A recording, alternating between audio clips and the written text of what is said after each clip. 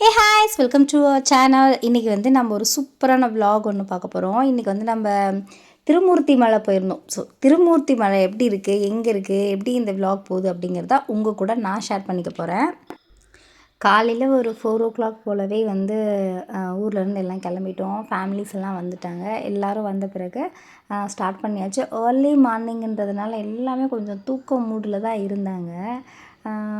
சரி இருந்தாலும் ஓகே அப்படின்னு சொல்லிட்டு இருந்தாலும் எல்லோரையும் பார்த்ததில் ஹாப்பி ஆகிட்டு ஏர்லி மார்னிங்கே கிளம்பிட்டோம். ஒரு 4 o'clock போலவே கிளம்பிட்டோம். இவ்வளோ நேரத்துக்கு கிளம்புனா தான் கிட்டத்தட்ட வந்து 6 hours 6.5 hours ஆகும் நம்ம போய் ரீச் ஆகிறதுக்கு. உடுமலைப்பேட்டை பக்கத்தில் இருக்குது. பொள்ளாச்சி போய் போகலாம், இல்லைன்னா கோயம்புத்தூர் போய் போகலாம், பெருந்துறையிலேருந்து ரோட் கட் பண்ணி போகலாம். இந்த மாதிரி 2-3 ரூட் இருக்குது. நம்ம போகிற இடத்துலேருந்து எது ரொம்ப பக்கமோ அந்த மாதிரி இடம் போகலாம். நாங்கள் பெருந்துறையிலேருந்து அப்படியே உள்ளே போனோம். ஸோ எல்லோரும் ஹாய் சொல்லி கிளம்பிட்டோம். எல்லோரும் வந்தோடனே முதல்ல எப்படி இருக்கீங்க என்ன ஏதுன்னு சொல்லி பேசிட்டு, என்ன எல்லாமே பிஸி ஷெட்யூலில் அவங்கவுங்க அங்கங்கே இருக்கும். இந்த மாதிரி எங்கேயாவது டூர் போகிறது இல்லை எங்கேயாவது கோவில் போகிறது அப்படிங்கிற டைமில் தான் எல்லாம் ஒன்றா சேருவோம். அதனால் சொல்லி பார்த்துட்டு இருந்தோம். கொஞ்சம் தூரம் வண்டி மூவ் ஆக ஆரம்பிச்சோடனே லைட்டெல்லாம் ஆஃப் பண்ணி கொஞ்சம் எல்லாம் ஸ்லீப்பிங் மோட் போயிட்டாங்க. இருந்தாலும் இந்த மாதிரி ரகசியமான சில பேச்சுக்கள், கமெண்ட்ஸ்கள், நீ என்ன பண்ண, எப்படி ரெடியான, எப்படி டைம் கிடச்சிது அப்படின்னு சொல்லிட்டு எல்லாம் வந்து பேசிகிட்டு இருந்தாங்க. ஸோ நானுமே அவங்க கூட உட்காந்து பேசிகிட்டு இருந்தேன். இந்த மாதிரி தான் இருந்தது. இது பாருங்கள் எவ்வளோ அழகாக உட்காந்து நல்லா பேசிக்கிட்டு இருக்காங்க. இப்படியே போச்சு. போக போக கொஞ்சம் நேரத்தில் வந்து விடிய ஆரம்பிச்சது. தொப்பூர்கிட்ட நம்ம போயிட்டுருந்தோம். தொப்பூரில் இந்த மாதிரி இந்த ரெட்டு இது போட்டிருந்தாங்க, இந்த ஸ்பீட் கண்ட்ரோலுக்காக இதை போட்டுட்ருந்தாங்க. ஸோ அதையெல்லாம் பார்த்துட்டு இருந்தேன். நான் போய் ஃப்ரண்ட்டில் உட்காந்துருந்தேன். அந்த பார்க்குறதுக்கு அந்த விடிய காலங்கிறதே எனக்கு ரொம்ப பிடிக்கும். ரொம்ப அப்படியே அழகாக விடிஞ்சு வரும். அது பார்க்க ரொம்ப நல்லாயிருக்கும். அதுவும் பார்த்துட்ருந்தேன். அப்புறம் சேலத்தில் வந்து எங்கள் அம்மாவும் சித்தியும் ஏறினாங்க. அவங்களையும் கூட்டிகிட்டு தான் நாங்கள் போனோம். அப்படியே பைபாஸ்க்கு வர சொல்லிவிட்டோம். அம்மா சித்தியும் வந்து இது பண்ணிட்டு போனாங்க. எங்கள் அண்ணா வந்து விட்டுட்டு போனாங்க. எங்கள் அண்ணா ஹாய் சொல்ல பாருங்க. ஹாய் சொல்லிவிட்டு எங்கள் அம்மாவையும் சித்தியும் கூட்டிகிட்டு அகைன் வந்து எங்களோட ஜர்னி வந்து அப்படியே ஸ்டார்ட் ஆச்சு. குழந்தைங்களாம் வந்து தூங்கி எழுந்துட்டாங்க. தூங்கி எழுந்த உடனே என்ஜாய் பண்ண ஆரம்பிச்சுட்டு லைட்டாக அப்படியே டான்ஸ் பண்ண ஆரம்பிச்சிட்டாங்க. நான் எங்கள் அம்மா கூட உட்காந்து கொஞ்சம் கதையெல்லாம் பேசிவிட்டு அப்படியே வந்தேன். அப்படியே பாட்டு ஓடிட்டு இருந்துச்சு. பாட்டுக்கு பர்ஃபார்மன்ஸ் பண்ணிகிட்டு இருந்தேன். எங்கள் அம்மா போதும் போதும் நிறுத்த, என்னால் கேட்க முடியல அப்படின்னு என்னை கமெண்ட் பண்ணிகிட்டு இருந்தாங்க. அதுக்கப்புறம் பெருந்துறையை தாண்டி வந்து அங்கே ஒரு ஹோட்டலில் சாப்பிட்டோம். ஆனால் பெருந்துறையில் சாப்பிடும்போது கொஞ்சம் நீங்கள் கவனித்து சாப்பிடுங்க. ஏன்னா நாங்கள் சாப்பிட்ட ஹோட்டல் பெருசாக வந்து இதாக இல்லை. நான் டேஸ்ட் ஒன்றும் அந்தளவுக்கு எங்களுக்கு பிடிக்கல. பட் இருந்தாலும் வேறு வழி இல்லை அப்படிங்கிறதுனால தான் அங்கே நாங்கள் சாப்பிட்டோம். ரொம்ப சுமாராக இருந்தது. ரேட்டும் கொஞ்சம் காஸ்ட்லியாக இருந்தது, அதிகமாக இருந்தது. சாப்பிட்டு முடிச்சுட்டு அப்புறம் எல்லா பெரியவங்களும் சேர்ந்து செம்மையாக என்ஜாய் பண்ண ஆரம்பிச்சிட்டோம். பாட்டு போட்டுட்டு டான்ஸ் ஆடிக்கிட்டு அந்த மாதிரி தான் எங்களோட ஜர்னி போச்சு. நல்லா ஜாலியாக என்ஜாய் பண்ணிக்கிட்டே வந்தேங்க. அவங்க ஹஸ்பண்டை பிடிச்சிட்டு நீங்கள் ஆடுங்க நீங்கள் ஆடுங்க அப்படின்னு சொல்லி ஆடிட்டு இருந்தாங்க. ஹஸ்பண்ட்ஸ் தான் வந்து வந்து இருமா நான் வரேன், ரொம்ப ஷையாக இருக்குது அப்படின்னு சொல்லிட்டு இருந்தாங்க. அப்புறமேட்டு வந்து எங்கள் மாமா என்னோட தாய் மாமா, எங்கள் சித்திஸ் அம்மாஸ் கூட வந்து ஒரு பயங்கரமான சாங் வந்து போட்டுட்ருந்தாங்க.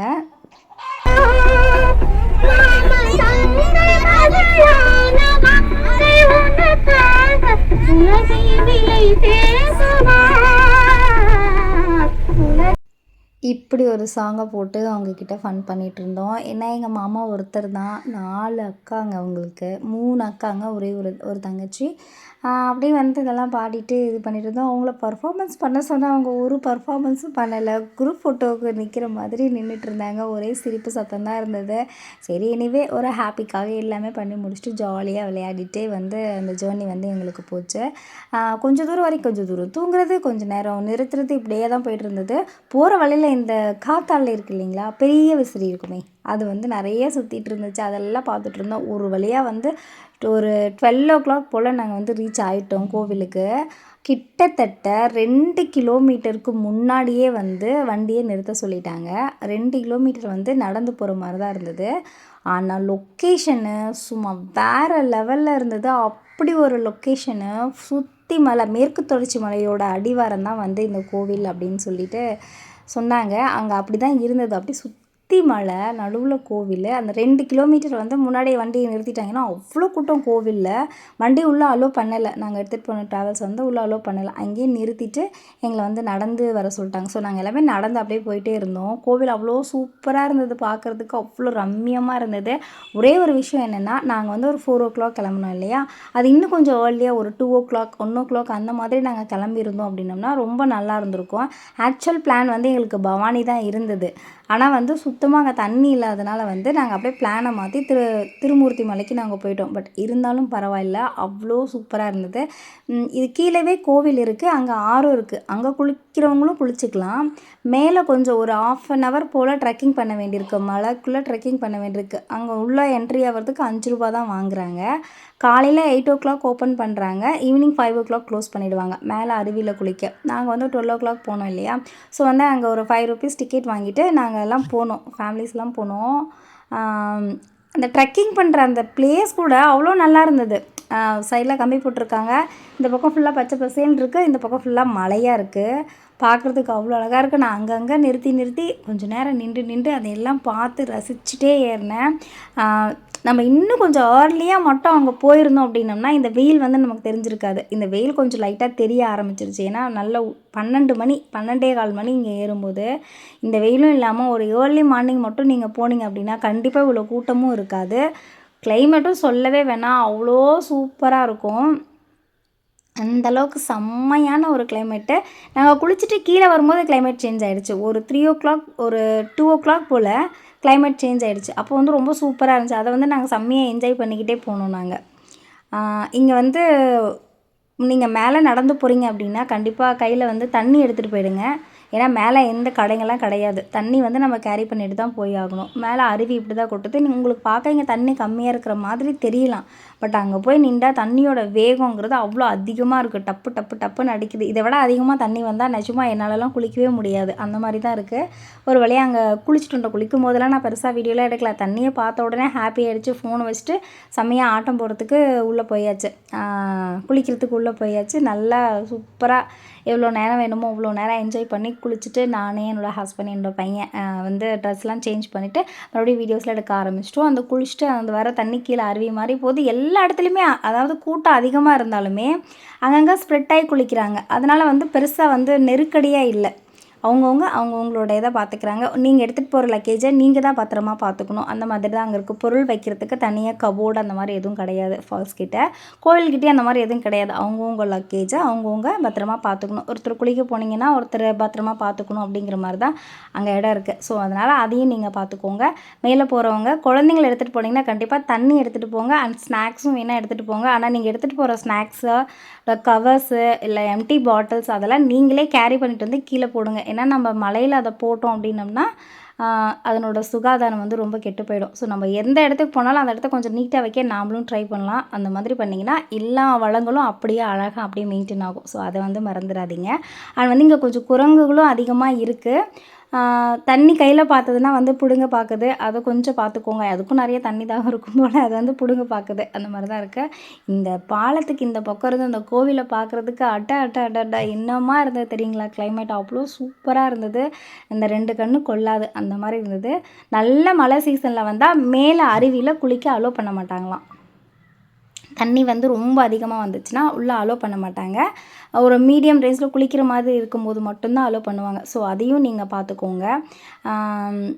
மேலே போயிட்டு வந்து முடித்த உடனே வந்து நிறைய கடைகளில் மோர் அப்புறம் கம்மங்கூழ் இது வந்து அவங்க ரொம்ப அதிகமாக விற்கிறாங்க.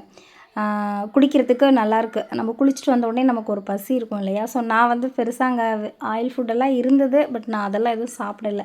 நான் வந்து இந்த இதுதான் எடுத்துக்கிட்டேன், மோர் எடுத்துக்கிட்டேன். கூழ் குடிச்சிட்டு அப்புறம் கோவிலுக்கு போயிட்டேன். கோவிலுக்கு சூப்பரான வரலாறு ஒன்று இருக்குது. இந்த கோவிலில் தான் ஒரே கருவறையில் பிரம்மா, விஷ்ணு, சிவன் 3 பேரும் ஒரே கருவறையில் ஒரே கல்லில் அவங்க வந்து பிரதிஷ்டை அப்படியே பண்ணியிருக்காங்க. பிரதிஷ்டை பண்ணது உற்சவர் வந்து கீழே இருக்காங்க. உருவாக்குனது தானாக வரும் இல்லையா சுயம்பு, அது வந்து இந்த கல்லில் இருக்குது. அவங்க 3 பேரும் குழந்தைகளாக இருக்கும்போது இங்கே விளையாடிட்டு இருக்காங்க. சப்த கன்னிகள் வந்து அவங்கள பார்த்துக்கிட்டு இருக்காங்க. இந்த கோவிலோட வரலாறு இது. அப்போது மலை மேலேருந்து ஒரு கல் உருண்டு வந்ததாகவும் அந்த கல் வந்த உடனே ஒரு விராலி மஞ்சளை எடுத்து சப்த கன்னிகள் வச்ச உடனே அந்த கல் அங்கேயே நின்று அவங்கள பாதுகாப்பாக இருந்ததாகவும் வரலாறு சொல்லுது. அதனால இந்த அந்த பாறை வந்தது அந்த பிரம்மா, விஷ்ணு, சிவன் 3 பேரும் இருந்தது. எல்லா இதுவுமே அங்கே அப்படியே இருக்குது. அந்த பாறை எல்லாமே இருக்குது.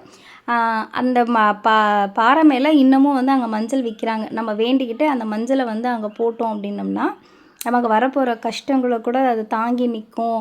நமக்கு ஒரு பாதுகாப்பாக இருக்கும் அப்படிங்கிறது வரலாறு. ஸோ அவங்க வாங்கியிருக்கிற மஞ்சளை எடுத்து நானும் வந்து பிரார்த்தனை பண்ணி மஞ்சள்லாம் அந்த பாறையில் அடித்து சாமி கும்பிட்டு நான் வந்தேன். அந்த மாதிரி நிறையா பண்ணிகிட்ருக்காங்க. நீங்கள் போனாலும் இதை கண்டிப்பாக பண்ணுங்கள்.